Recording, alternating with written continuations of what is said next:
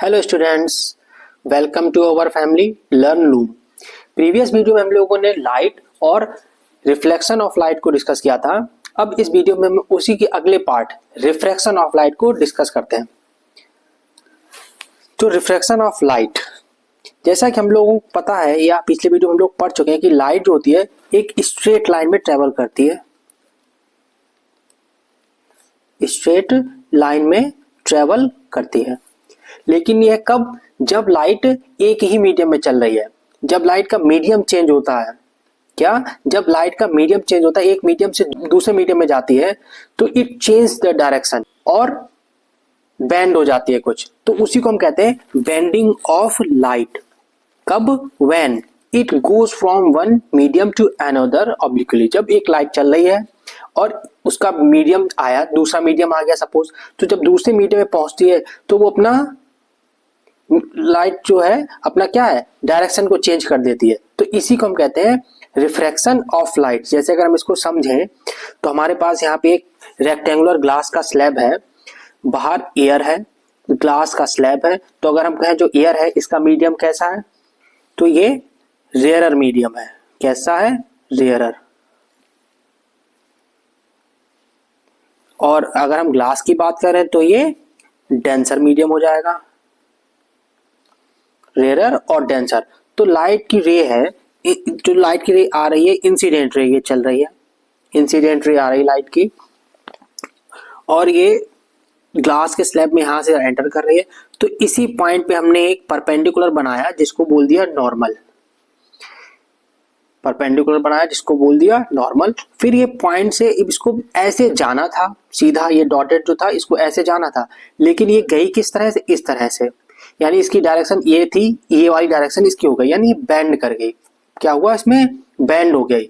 तो इसी को हम कहते हैं रिफ्रैक्शन ऑफ लाइट। यानी अपने जिस डायरेक्शन में जा रही थी उस डायरेक्शन को चेंज करके ये नॉर्मल की तरफ बेंड हुई। तो इस बेंडिंग को हम क्या कहते हैं? Refraction of light. जैसे इसकी वजह से होता क्या, जैसे ये इमेज है, एक को हम देखें तो जैसे ये पेंसिल है, हम देख रहे हैं इसको, तो ग्लास में क्या है? वाटर। वाटर का मीडियम क्या हो गया? डेंसर, एयर की कंपैरिजन में। तो ये हमें कुछ मुड़ी हुई सी दिखाई दे रही है, कुछ बैंड दिखाई दे रही है। इसी को हम कहते हैं रिफ्रैक्शन ऑफ लाइट। अच्छा, इसका कॉज क्या होता है रिफ्रैक्शन का? तो चेंज इन द स्पीड। यानी क्या होता है, जब एक मीडियम से दूसरे मीडियम में जाती है, मीडियम चेंज होता है, तो किसी मीडियम में स्पीड लाइट की ज्यादा है, किसी मीडियम में स्पीड कम है, तो इस वजह से इसमें बेंड हो जाता है। जब लाइट एक मीडियम से दूसरे मीडियम में जाती है तो कुछ चीजें चेंज होती है, कुछ चीजें चेंज नहीं होती है। जो चेंज होती है वो क्या है? डायरेक्शन। डायरेक्शन चेंज हो रही है। देखिए, जैसे इस डायरेक्शन से जा रही थी, ये इस तरह से जाना था इसको, ये और इस तरह से हो गई, तो ये डायरेक्शन चेंज हो गई, इधर जाना था यहाँ पे आ गई। यानी हम कहें पॉइंट ए पे जा रही थी, पॉइंट बी पे जाने लगी, तो डायरेक्शन चेंज हो गई। स्पीड चेंज हो रही है, एयर में स्पीड ज्यादा है, ग्लास में स्पीड कम है, तो स्पीड चेंज हो रही है। वेवलेंथ चेंज हो जाती है, तो वेवलेंथ बदल जाएगी। लेकिन नो चेंज, किसमें चेंज नहीं होगा? तो कुछ चीजें हैं जो बदलती नहीं, जैसे फ्रीक्वेंसी, लाइट की फ्रीक्वेंसी चेंज नहीं होगी। कलर जो उसका है, वेवलेंथ का जो कलर है लाइट का, वो कलर सेम रहेगा। फेज चेंज नहीं होगा। फेज बता दें क्या होता है। जैसे लाइट की रेज है,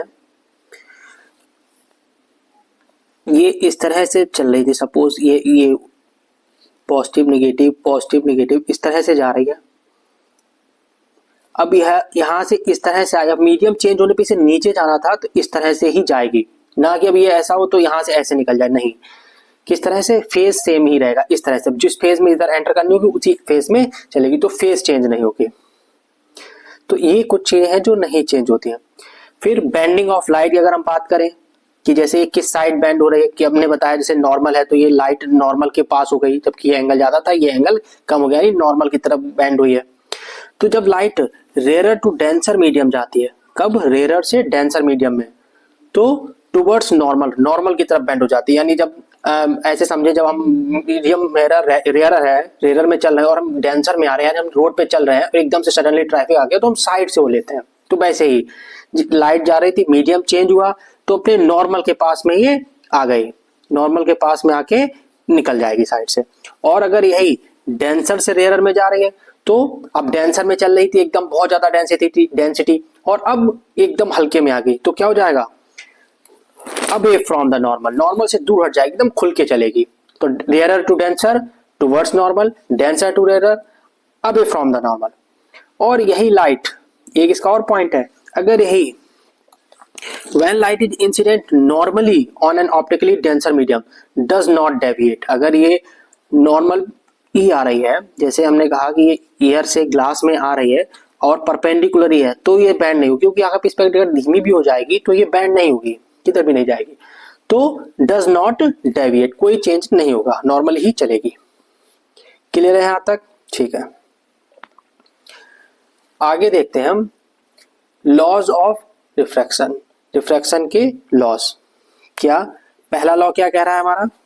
incident ray, refracted ray and the normal lie in the same plane. यानी अगर हम कहें ये इंसिडेंट रे है, ये नॉर्मल है और ये रिफ्रैक्टेड रे है, ये हमारे क्या होंगे? एक ही प्लेन में होंगे। अगला हम कहें कि जो हमारा एंगल है, एंगल आई और एंगल आर, ये हमारे कैसे होंगे? कांस्टेंट होंगे। यानी हम कह सकते हैं कि refractive index μ1 sin i and μ2 sin r दोनों कैसे होंगे? कांस्टेंट होंगे, कांस्टेंट होंगे। तो हम कह सकते हैं कि μ1 sin i is equal to μ2 sin r। तो इसी को हम क्या कहते हैं? Ratio of sine of angle of incidence to the sine of angle of refraction is constant. इसी को कहते हैं स्नेल्स लॉ ऑफ रिफ्रैक्शन। क्या कहते हैं इसको? Snell's law of refraction. तो ये लॉ किसने दिया था? स्नेल ने। तो अगर हम इसको और कहें तो हम कह सकते हैं the ratio of sine of angle of incident to the sine of angle of refraction is constant for a given pair of medium. यानी एक मीडियम से दूसरे मीडियम में जा रही है तो एंगल आई और एंगल आर का जो रेशियो होता है वो कांस्टेंट होता है, कांस्टेंट होता है। तो इसी को हम कहते हैं रिफ्रैक्टिव इंडेक्स यानी म्यू, यानी जो मीडियम होता है वो। तो हम इसके लिए डेफिनेशन दे सकते हैं कि the value of constant sine I upon sine R. Sine I कौन सा? जितने एंगल से इंसिडेंट हो रही है साइन आई, और साइन आर जितने एंगल से रिफ्लेक्टेड हो रही है। For a ray of light passing from air into a particular medium, किसी पर्टिकुलर मीडियम में जा रही तो उसको क्या कहते हैं? Mu, refractive index. क्या कहते हैं उसको? Refractive index. ठीक है, आगे बढ़ते हैं। रिफ्रैक्टिव इंडेक्स यानी इसको हम रिप्रेजेंट कैसे करते हैं? एन या म्यू से। तो ये होता क्या है? Ratio of light in two media. अगर इसकी बात की जाए रिफ्रैक्टिव इंडेक्स की, तो हम लोग थोड़ा सा पहले समझ लेते हैं कि जैसे एक मीडियम है हमारा, इस मीडियम से लाइट आ रही है और इस मीडियम में ये नॉर्मल पे बेंड हुई, तो इसको इस तरह से निकलना था लेकिन ये इस तरह से बेंड हो गई, तो ये मीडियम 1 हो गया, ये मीडियम 2 हो गया। तो हम क्या कह सकते हैं? Ratio of two media. यानी हम इसमें लिखेंगे कि लाइट पहले 1 and 2, यानी लाइट कहाँ है? मीडियम 2 में जा रही है, कहाँ से? 1 से। तो 1 and 2 इज इक्वल टू, इसमें स्पीड इसकी v1 अपॉन v2, ये हमारा बन जाता है रिफ्रैक्टिव इंडेक्स। यानी पहले मीडियम से दूसरे मीडियम में लाइट जा रही है, पहले मीडियम में स्पीड थी v1, दूसरे मीडियम में स्पीड हो गई v2, तो ये क्या हो गया हमारा? Refractive index. अगर हम इसको लिखना चाहें तो कैसे लिख सकते हैं? इसको हम लिख सकते हैं medium 1 refractive index n, medium 2 is equal to speed of light in medium 1 suppose v1 और speed of light in medium 2 suppose v2। तो इसी बात को यहाँ पे लिख दिया कि 1 and 2 v1 अपॉन v2। इसी को हम एब्सोल्यूट कब कह देंगे? जब रे ऑफ लाइट है वैक्यूम या एयर से किसी मीडियम में जा रही हो, तो मीडियम में स्पीड v हो गई, वैक्यूम में एयर में स्पीड हमने कहा c। तो अगर हम कहें 1 and 2 is equal to c upon v, तो इसको हम कहते हैं एब्सोल्यूट। क्या कहते हैं? Absolute refractive index. और रिलेटिव कब हो जाएगा? यही वाला, जब हमारी दो मीडियम्स में हम उसको डिस्कस करें, 1 and 2 v1 अपॉन v2। तो हम क्या कह सकते हैं? Refractive index depends on the nature of the material of the medium and on the wavelength of the light used। अगर जैसे पूछा जाए आपसे रिफ्रैक्टिव इंडेक्स ऑफ ग्लास यानी Ng, रिफ्रैक्टिव इंडेक्स यानी N ऑफ ग्लास Ng, तो हमने refractive index glass का कैसे जान सकते हैं? तो हमने कहा कि ग्लास का किससे निकालना है, तो एयर यानी speed of air in speed of light in air और वैक्यूम और speed of light in glass. तो हम कह सकते हैं कि speed of light in air और वैक्यूम कितनी होती है 3 × 10⁸ और ग्लास में कितनी होती है, तो ग्लास की होती है 2 × 10⁸। तो ये 10⁸ से 10⁸ कैंसिल, ये कितना आ गया 3/2। तो रिफ्रैक्टिव इंडेक्स ऑफ ग्लास कितना हो जाएगा 3/2 यानी कि 1.5। तो यहां से हमारा रिफ्रैक्टिव इंडेक्स इजीली निकल आएगा। तो वही है कि रिफ्रैक्टिव इंडेक्स हम आसानी से निकाल सकते हैं। तो कुछ यहाँ पे रिफ्रैक्टिव इंडेक्स दिए गए हैं, जैसे एयर का 1.003, क्योंकि कुछ थोड़ा वैक्यूम से एयर में फर्क पड़ता है, चेंज आता है, लेकिन इस वही चेंज है बहुत कम है, 1.0003 है, तो वही कहते हैं वैक्यूम और एयर। वाटर का रिफ्रैक्टिव इंडेक्स 1.33, वाटर का कैसे निकालेंगे, तो वाटर का refractive index is equal to यानी NW is equal to speed of light in air upon speed of light in water.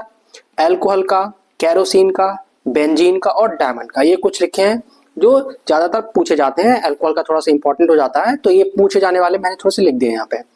अच्छा हाँ, ये एक पॉइंट है जो नोट करने लायक है, इंपॉर्टेंट पॉइंट है। क्या? An optically denser medium may not possess greater mass density. क्या मतलब हुआ कि हम डेंसर तो बोल रहे हैं, लेकिन जैसे हमने बात की कि जो कैरोसिन है, कैरोसिन का क्या है रिफ्रैक्टिव इंडेक्स 1.44 है और वाटर का कितना है 1.33 है, लेकिन हमको पता है कि कैरोसिन क्या है, वाटर के ऊपर फ्लोट करेगा अगर हम उसको डाल देंगे, यानी उसकी डेंसिटी कम है।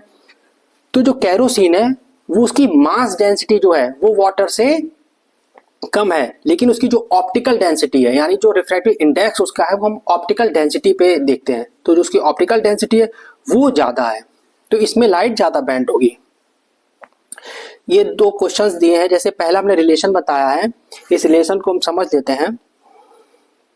सपोज रिफ्रैक्टिव इंडेक्स बताया 2 का इन रिस्पेक्ट ऑफ 1, तो 1 and 2 इज इक्वल टू क्या हो गया V1/V2। तो हम ऐसे भी तो कह सकते हैं कि लाइट की जो लाइट है वो सेकंड मीडियम से फर्स्ट मीडियम में जा रही है, तो 2 and 1, तो हम इसको लिख सकते हैं कि speed in second medium upon speed in first medium. तो हम इसमें थोड़ा सा चेंज कर दें, तो अगर हम इसको इस तरह से दें 2 and 1 is equal to 1/V1/V2 कर सकते हैं ना, तो हम इसको ऐसे भी लिख सकते हैं 2 and 1 is equal to 1/V1/V2। हमें पता है क्या होता है 1 and 2, तो ये इन दोनों का रिलेशन हो जाएगा। जैसे ये देखिए क्या दिया है 1 and 2 V1/V2, तो 2 and 1 क्या है V2/V1, तो इनके आपस में रिलेशन क्या बन गया 1 and 2 is equal to 1/2 and 1। या इसी को ऐसे भी लिख सकते हैं 2 and 1 is equal to 1/1 and 2। जैसे आपको एक न्यूमेरिकल पूछ सकते हैं, क्या रिफ्रैक्टिव इंडेक्स ऑफ वाटर 1.33 है, तो रिफ्रैक्टिव इंडेक्स ऑफ एयर कितना हो जाएगा, तो इसके बीच में क्या रिलेशन हो गया। तो जब वाटर से एयर में जा रही है तो क्या हो गया, एयर से वाटर में इसके अपोजिट हो जाएगी, तो WNA is equal to 1/ANW क्या बन गया 0.75। बिल्कुल यही हमने फॉर्मूला लगा दिया। ऐसे ही इसमें रिफ्रैक्टिव इंडेक्स ऑफ वाटर दिया 4/3, रिफ्रैक्टिव इंडेक्स ऑफ ग्लास दिया 3/2, और हमसे पूछा जा रहा है कि लाइट वाटर से ग्लास में जा रही है तो उसमें कितना रिफ्रैक्टिव इंडेक्स होगा, यानी वाटर से ग्लास में। तो हमने लिखा है क्या refractive index of glass upon refractive index of water 3/2 whole upon 4/3, यानी कितना आ गया 9/8। तो इस तरह से हमारा यहाँ पे न्यूमेरिकल हो जाएगा इजिली। क्लियर है यहाँ तक? आई होप इतना समझ में आ रहा होगा। अगर इसमें भी कोई भी डाउट लगे, जैसे मैं क्विक रिवीजन के तौर पे इसको लेके चल रहा हूं, अगर कोई लगे कि हाँ डाउट है कि जैसे रिफ्रैक्टिव इंडेक्स में या लॉज ऑफ रिफ्रैक्शन में कुछ लग रहा है कि एक बार थोड़ा सा और इसको डिटेल में हो जाए, तो आप मुझे कमेंट में बता सकते हो, तो मैं सिर्फ वही पोर्शन पे एक डिटेल वीडियो बना दूंगा। ठीक है, अभी हम थोड़ा क्विक रिवीजन कर रहे हैं, तो थोड़ा हम इसको रिवाइज के तौर पर लेकर चल रहे हैं ताकि एक बार रिवाइज हो जाए आपका। ठीक है, फिर आगे हम लोग देखते हैं light going from air into glass. क्या है, लाइट एयर से ग्लास में जा रही है एंड अगेन इनटू एयर, और दोबारा से वापस एयर में आ रही है। तो हम इसको समझते हैं एक बार। पहले हम एक बार अलग से देख लेते हैं कि हम कहना क्या चाह रहे हैं। जैसे ये हमारा एक मीडियम लिया हमने, बाहर मीडियम है एयर, अंदर का मीडियम ये ग्लास हमने ले लिया, और इसके बाहर वापस से एयर आई। अब एक है कि लाइट की रे चली यहां से, इसको ऐसे जाना था, ये थोड़ी सी बेंड हुई और यहाँ पे आई, नॉर्मल हमारा ये हो गया, और ये अब यहाँ से फिर बेंड होके निकल गई। तो ये कुछ गैप हुआ बीच में, यही बस हम डिस्कस करेंगे। तो इसी गैप को हम क्या कहते हैं देखते हैं। तो जैसे ये डायग्राम में अब आप देखिए, मीडियम, एयर, ग्लास और अगेन एयर। तो एयर कैसा हो गया, रेयरर, या अब हम कहें ऑप्टिकली रेयरर मीडियम। अब तो क्लियर हो गया है ना, ऑप्टिकली रेयरर मीडियम। और ग्लास के लिए ऑप्टिकली डेंसर मीडियम।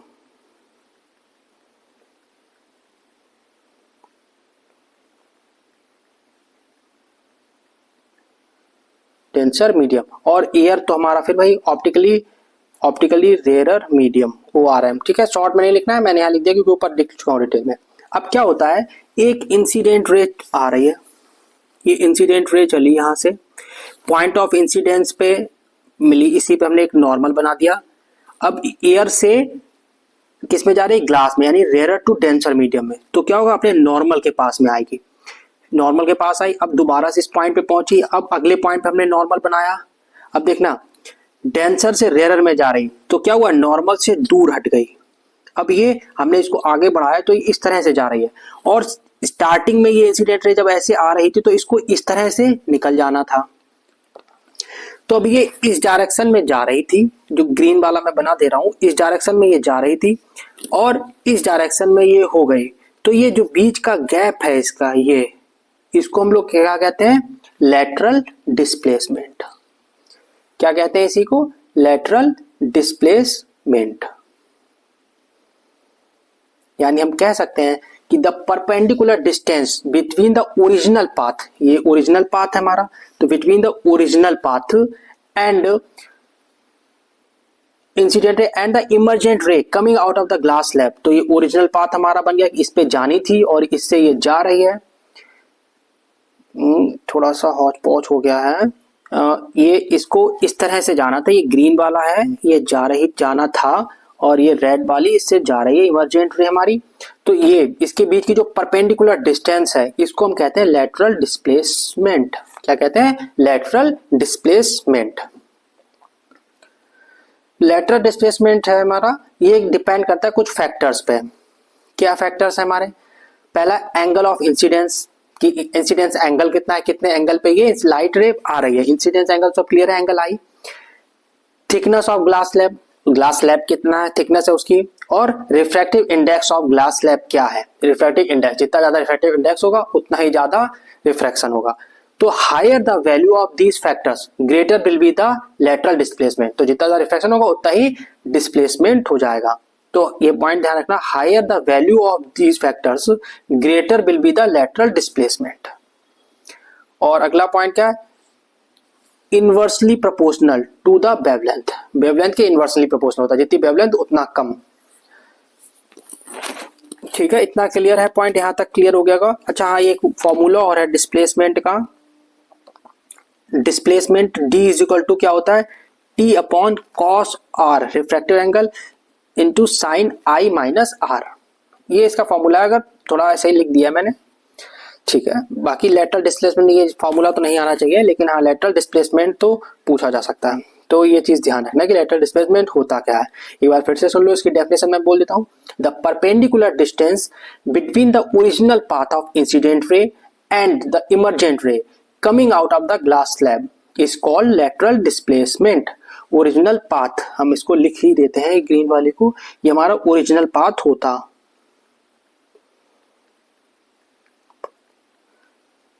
लेकिन ये ओरिजिनल पाथ हमारा रिफ्लेक्टेड हो गया और इमर्जेंट रे में लाइट रे यहाँ से निकल गई। अब आगे हम लोग देखते हैं effects of refraction of light. इसमें हम लोग देखें a stick held obliquely and partially immersed in water appears to be bent. क्या मतलब है कि जैसे ये एक स्टिक है, तो स्टिक को क्या किया, ये स्टिक को पानी में डाला और ये पॉइंट पे स्टिक गई, ये पॉइंट में जा रही है, तो ये एयर से वाटर में जा रही है, यानी रेयर से डेंसर मीडियम में जा रही है। अब इससे लाइट रेज निकली, ये रिफ्लेक्ट होके लाइट आई इस पे, रिफ्लेक्ट, अभी मैं कह रहा हूँ रिफ्लेक्ट यहाँ तक, और फिर यहाँ से ये मीडियम में आई, तो वैसे ये यहाँ से रिफ्रैक्शन हो गया इसका, ये इस तरह से बेंड हो गई। अब इस लाइट को हमारी आंखों पे जो इस तरह से आइस पे आ रही है इस तरह से, और इसको हम पीछे बढ़ाएंगे, ये पीछे बढ़ाया हमने, तो ये इस पॉइंट से हमें ऐसा लग रहा है कि इस पॉइंट से आ रही है, तो हमें ये पॉइंट ना दिख के ये यहाँ पे दिखने लगे हैं, तो यहाँ से हमें इसकी इमेज बनती हुई दिख रही है। तो हमें ऐसा लग रहा है कि ये कुछ तिरछी हो गई है, जैसे अभी मैंने ऊपर इमेज में आपको दिखाया भी था, ये इस तरह से, इसलिए कुछ ऐसा हमें बेंड दिखाई देती है। ऐसे ही अगला पॉइंट है, an object placed under water appears to be raised. अगर कोई ऑब्जेक्ट है वाटर में अंदर रखा हुआ है, या जैसे सरफेस है वाटर का, तो जैसे सरफेस तो वाटर का ये है, और हमें ये लाइट रेज ये चली है और ये यहाँ से बैंड हो गई, और ये इस तरह से बैंड हो गई और ये इधर निकल गई। अब इसको हमने पीछे बढ़ाया, लाइट को इमर्ज होना, ये मिलना एक पॉइंट पे जरूरी है, तभी हमें एक इमेज बनेगी। अब ये यहाँ पे मिल रही है इस पॉइंट पे आई पे, और यहीं पे हमारी इमेज बन जाएगी। अब जो हमारा बेस था पी क्यू, अब हमारा क्या बन गया पी डैश क्यू डैश। तो हमें ऐसा लगता है ये कुछ ऊंचाई पे आ गया हो। यही pool of water appears to be less deep, इसीलिए हमें कुछ पूल होते हैं वो कुछ कम गहरे दिखाई देते हैं, लेकिन वो होते ज्यादा डीप है। अगला पॉइंट है, stars appear to be twinkle on a clear night. अब स्टार्स भी हमें ऐसे क्यों दिखाई देते हैं, अब स्टार्स हमसे इतनी दूर होते हैं तो वहां से लाइट चलती है।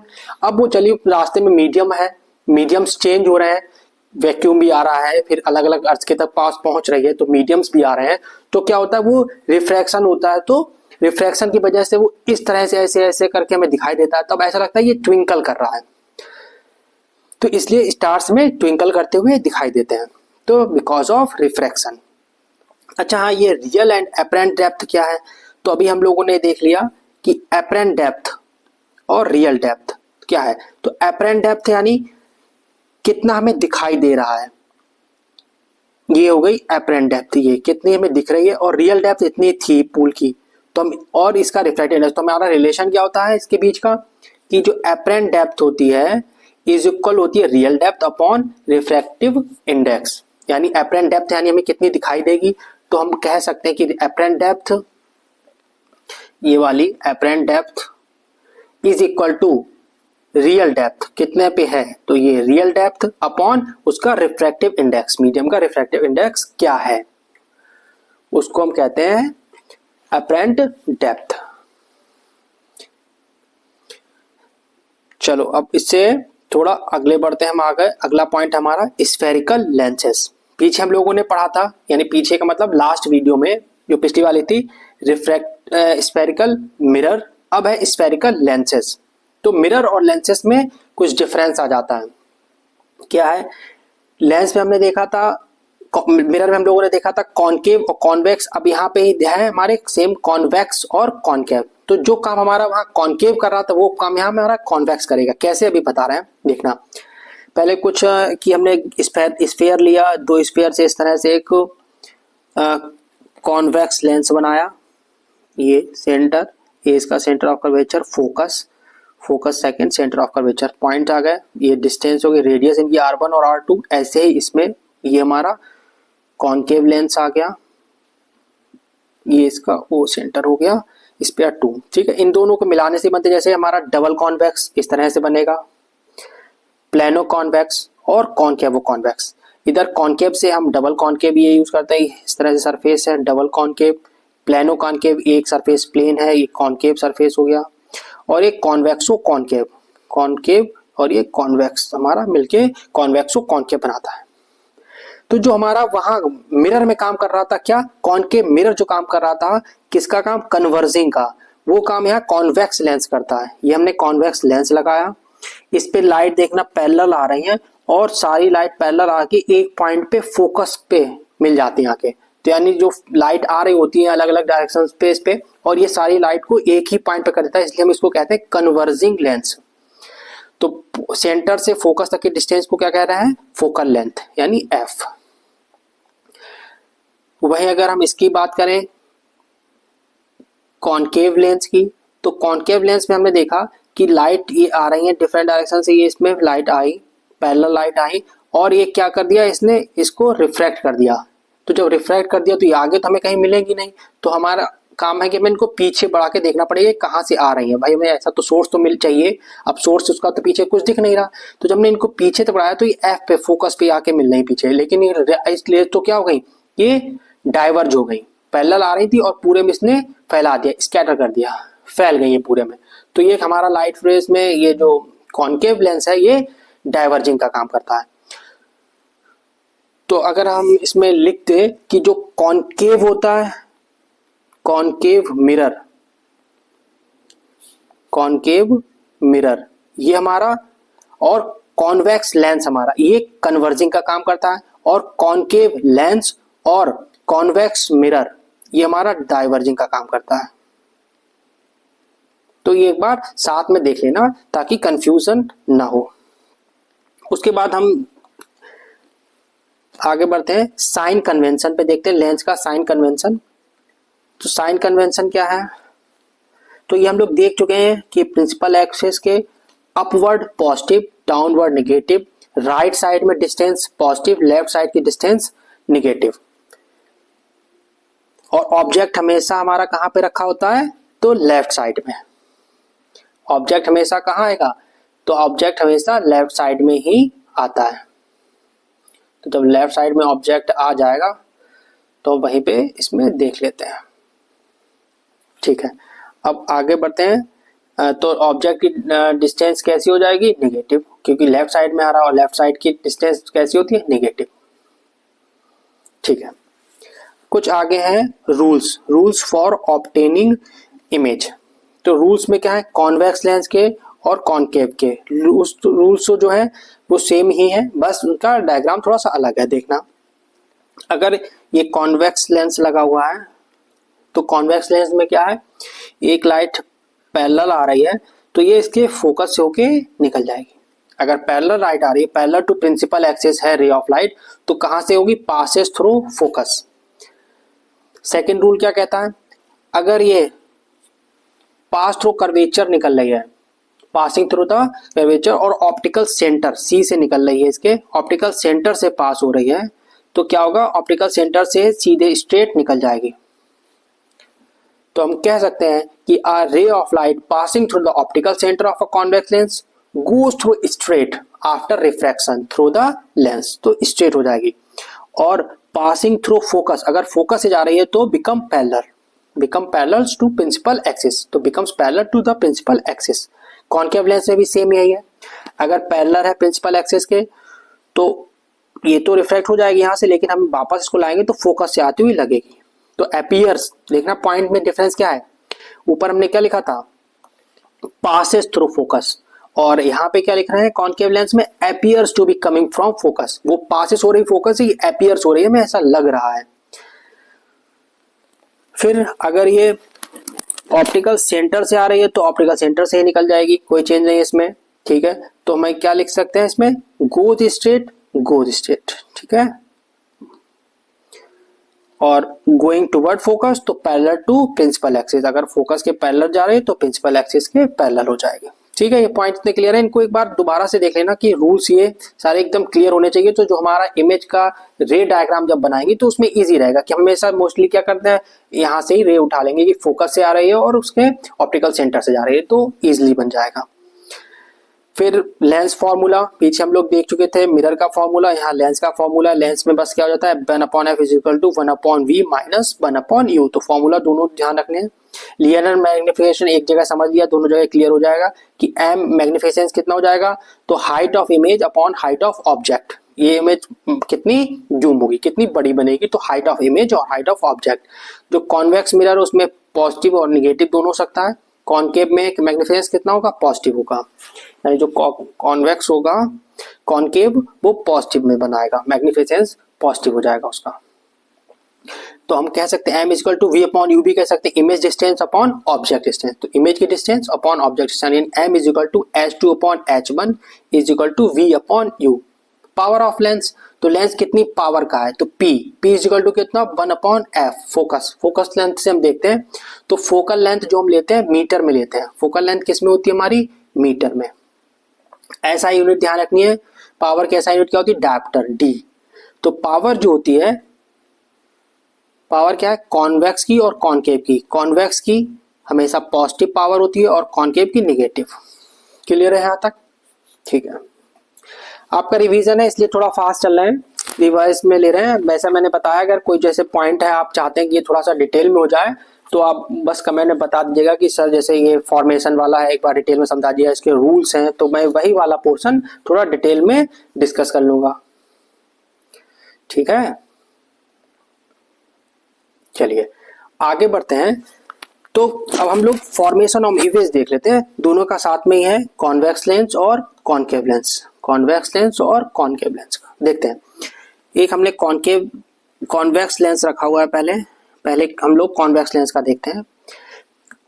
हमारी पोजीशन क्या क्या है, तो ये ऑप्टिकल सेंटर हमारा f1 है, सेकंड फोकस 2f1 और इंफिनिटी इधर f2 और 2f2 और इधर इंफिनिटी, ठीक है। अब हम सबसे पहले ऑब्जेक्ट को रखते हैं, कहाँ पे रख सकते हैं हम, तो अगर हम ऑब्जेक्ट को रखें फोकस और लेंस के बीच में, बिटवीन f1 एंड लेंस के बीच में। सेकंड ऑब्जेक्ट हमने रख दिया f1 पे, थर्ड ऑब्जेक्ट हमने रखा f1 और 2f1 के बीच, कहीं पे भी रखना है f1 और 2f1 के बीच में।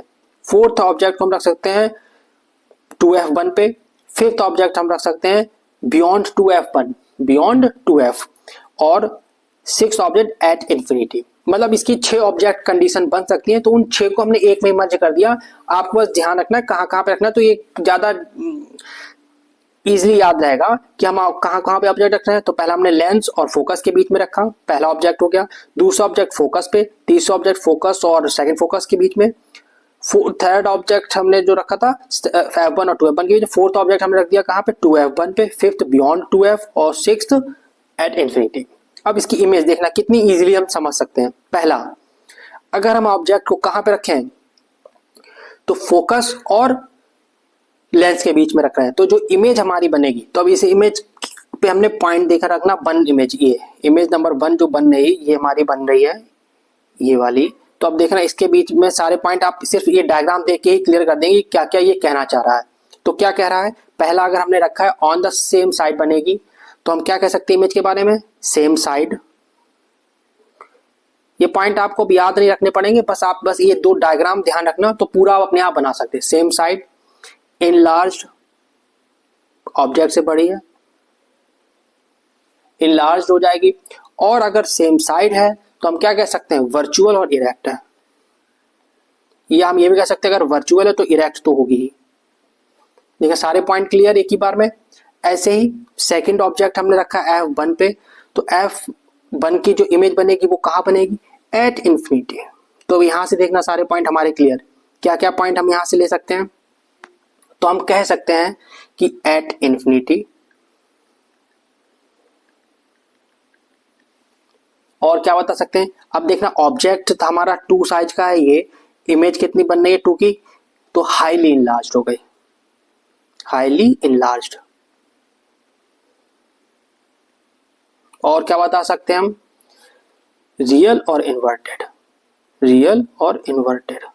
सारे इंफॉर्मेशन मिल गए मैं इसी डायग्राम से। तो इधर जो बचे हुए सारे बन रही है वो सारे रियल और इन्वर्टेड ही हैं। अब हम देख सकते हैं थर्ड ऑब्जेक्ट, तो थर्ड ये वाला थर्ड की इमेज बन रही है। सेम कंडीशन कैसे बन रही है, तो अब ये हाईली इनलार्ज नहीं है, सिर्फ इनलार्ज है, क्योंकि हाईली हमारी एट इंफिनिटी हो गई, तो इनलार्ज, रियल एंड इन्वर्टेड हो गई। क्लियर, ठीक है।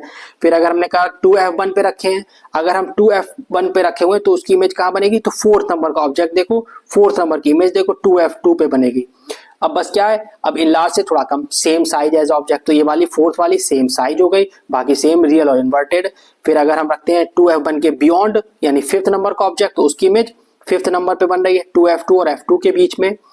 अब कैसी हो गई, डिमिनिश्ड हो गई। इसके बारे में क्या हम कह सकते हैं, डिमिनिश्ड साइज हो गया इसका। और अगर हमने कहा एट इंफिनिटी पे रखा हुआ है तो कहां पे बन जाएगा, f2 पे बन जाएगा। और अब ये कैसी, हाईली डिमिनिश्ड हो गई। तो बस बाकी रियल और इन्वर्टेड हम देख के ही बता सकते हैं। तो यहां से हम इसके बारे में सारी इंफॉर्मेशन ले सकते हैं। तो आप बस अपने ऑब्जेक्ट में जो इमेज बन रही है उसकी एक बार डिटेल में पढ़ना, और उसमें के बाद में एक बार ये डायग्राम जरूर बना के देखना। तो एग्जाम के टाइम पे बिल्कुल कंफ्यूजन नहीं होगा, अगर कुछ आए तो एकदम से डायग्राम बनाया और ध्यान आ जाएगा कहाँ पे क्या होना है। क्लियर है, ठीक है। फिर इसके हम यूजेस देख लेते हैं, फिर उसको कॉन्केव को हम समझते हैं। टू करेक्ट, किसको करेक्ट करने के लिए, हाइपरमेट्रोपिया यानी लॉन्ग साइडेडनेस को करेक्ट करने के लिए हम किसका यूज करते हैं, तो कॉन्वेक्स लेंस का। ये आपका यहाँ भी है, ह्यूमन आई वाले में भी हम इसको एक बार में डिस्कस करेंगे। तो इसका यूज किया जाएगा for making a simple camera बनाने में, मैग्नीफाइंग ग्लास बनाने में, क्योंकि एक पॉइंट में फोकस करके जूम कर देगा। फिल्म प्रोजेक्टर्स में, माइक्रोस्कोप में और टेलीस्कोप में इसको यूज किया जाता है। तो ये इसके यूजेस हैं, ये तो कुछ खास बताने वाला है नहीं, आप पढ़ लेंगे समझ जाएंगे। कॉनकेव लेंस, ये इसके हम पॉइंट को समझते हैं, कॉनकेव लेंस को। ठीक है, क्या है, हमने एक कॉनकेव लेंस रखा है, ठीक है, optical centre, same point f1 f2 f1 और एट इंफिनिटी, वही हर बार अलग अलग नहीं है, सेम है। आप बस पॉइंट रख लेंगे, object f2 to f2 at infinity. Object रखने हमें कहाँ कहाँ, तो देखो कंडीशन वही है। पहला ऑब्जेक्ट हमने रखा लेंस और f1 के बीच में, दूसरा f1 पे, थर्ड ऑब्जेक्ट हमारा f1 और 2f1 के बीच में, फोर्थ 2f1 पे, फिफ्थ ऑब्जेक्ट हमने कहा रखा बियॉन्ड 2f1 और 6 एट इंफिनिटी। कहाँ रख दिया हमने, एट इंफिनिटी पे हमारा सिक्स्थ ऑब्जेक्ट आ गया। अब उसके बाद हम देखते हैं कि इसकी इमेज क्या बनेगी। तो हम ऑब्जेक्ट जो हमने रखे हुए हैं कहाँ पे, पहला पॉइंट अगर हम इसमें लिखें तो ऑब्जेक्ट के बारे में अगर हम पहला पॉइंट लिखें, एनीवेयर बिटवीन, कहीं भी अगर हम रखना है, कहा, optical centre C and infinity के बीच में। ये दो पॉइंट ध्यान रखना, कहां पे रखा है हमने ऑब्जेक्ट, तो ऑप्टिकल सेंटर और इंफिनिटी के बीच में कहीं भी रख दे हम ऑब्जेक्ट, उसकी इमेज कहां बनेगी, तो ये छोटी सी जो इमेज दिख रही है ये वाली 1 to 5, ये पॉइंट मैंने नोट कर दिया यहाँ पे 1 to 5। तो 1 to 5 यानी जितने भी ऑब्जेक्ट रखे 1 से लेके 5 तक के सब ऑब्जेक्ट की इमेज हमारी कहां पे बन जाएगी, इतनी पे, इसी पे, मतलब कहां पे, तो हम कह सकते हैं बिटवीन, कहां पे इमेज बनेगी, तो बिटवीन। अब आप देख के बता सकते हैं कहां पे है, तो ऑप्टिकल सेंटर एंड फोकस के बीच में है। और क्या हम देख रहे हैं, डिमिनिश्ड है, डिमिनिश्ड है, और साथ में अब डिमिनिश्ड है और एक इसी साइड में तो वर्चुअल और इरेक्ट है, वर्चुअल है और इरेक्ट है।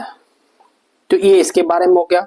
और अगर हमने कहा कि दूसरा सिक्स्थ नंबर का ऑब्जेक्ट, अब ये फिफ्थ तक हो गए, 1 to 5, ज्यादा नहीं याद रखने, 1 to 5 तक हो गए सारे एक ही बार में। अब सिक्स्थ एट इंफिनिटी पे अगर, तो ये कहां पे बन जाएगा, एट f1। अगर इंफिनिटी पे तो फोकस पे बनेगा, ये मैंने साथ में थोड़ा सा बनाया है आपको दिखाने के लिए, f1 पे बनेगा। इसके बारे में आप क्वालिटी इजीली बता सकते हैं क्या क्या, तो कैसा दिख रहा है, तो हम कह सकते हैं एट फोकस, फोकस पे है। और क्या है इसमें, हाईली डिमिनिश्ड है, हाईली डिमिनिश्ड, हाईली डिमिनिश्ड, और साथ में वर्चुअल और इरेक्ट। ठीक है, तो ये कॉनकेव की 6 कंडीशन है। यानी हम कह सकते हैं कि अगर हम ऑब्जेक्ट को रखें 1 to 5th ऑब्जेक्ट, यानी हमने कहां पे रखा है, ऑप्टिकल सेंटर और इंफिनिटी के बीच में कहीं भी, तो वो हमारा कहां बनेगा, फोकस और ऑप्टिकल सेंटर के बीच में इमेज बनेगी। और अगर इंफिनिटी पे रख दें सेकंड कंडीशन, तो हमारा कहां बनेगा, एट f1 पे। ठीक है, बाकी आप इसे देख सकते हैं। फिर अगला पॉइंट इसका यूजेस, ये इजी है, क्या है, टू करेक्ट मायोपिया। अब ये किसको करेक्ट कर रहा है, मायोपिया यानी शॉर्ट साइटेडनेस को करेक्ट कर रहा है। ये भी हमने उसमें अगले जो है ह्यूमन आई उसमें बताएंगे। फिर eye lens in Galilean telescope में, वाइड एंगल स्पाई होल इन डोर्स, जो डोर्स में स्पाई होल होते हैं उसमें देखने के लिए इसका यूज किया जाता है। तो ये इसके यूजेस हो गए। तो आई होप इतना आपको क्लियर हो गया होगा ये सारे पॉइंट, और आप इसको अगर एक दो बार रिवीजन कर लेंगे अच्छे से दोनों वीडियोस का, तो ये पूरे आपको क्लियर हो जाएगा, लाइट और उसका रिफ्लेक्शन एंड रिफ्रैक्शन। अगर कोई भी पॉइंट आपको ना समझ में आए तो आप जरूर पूछेगा और कमेंट करके बताइएगा क्या ये आपके लिए हेल्पफुल है या नहीं। आज के लिए हम इतना ही रखते हैं। Thank you.